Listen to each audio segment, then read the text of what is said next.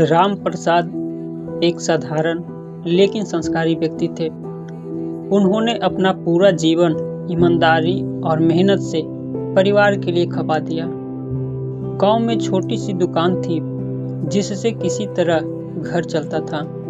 उनका बेटा उज्जवल पढ़ाई में तेज था, पर शहर की चमक दमक ने उसे धीरे धीरे अपने पिता के संस्कारों से दूर कर दिया। समय के साथ राम प्रसाद बीमार रहने लगे।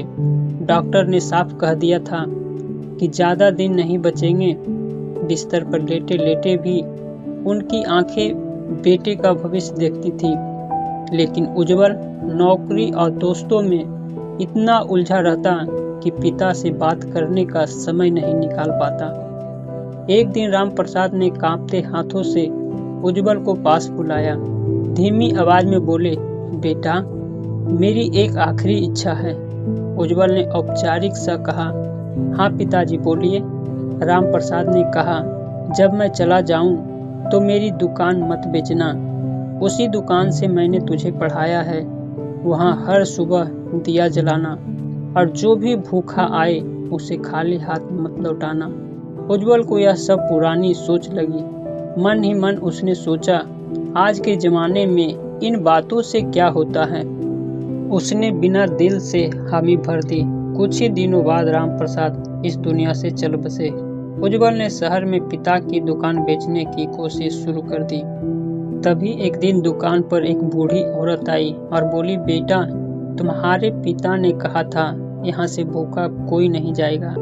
उज्जवल सहम गया। फिर रोज कोई न कोई आता, कभी मजदूर, कभी बच्चा, और हर कोई पिता को दुआ देता। धीरे धीरे उज्जवल को एहसास हुआ कि वह दुकान सिर्फ कमाई का साधन नहीं, बल्कि पिता के सांसों की विरासत थी।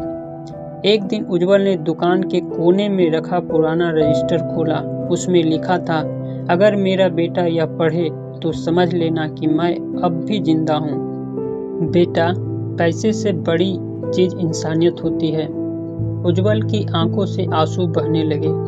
उसे पहली बार समझ आया कि पिता की अंतिम इच्छा असल में उसे इंसान बनाए रखने की सीख थी।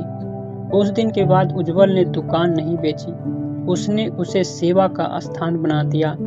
आज वह सफल भी है और संतुष्ट भी, क्योंकि उसने पिता की अंतिम इच्छा पूरी कर दी।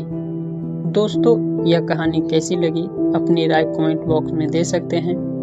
अगर कहानी पसंद आए तो चैनल को लाइक, सब्सक्राइब और बेल आइकन दबाना बिल्कुल ना भूलें। धन्यवाद।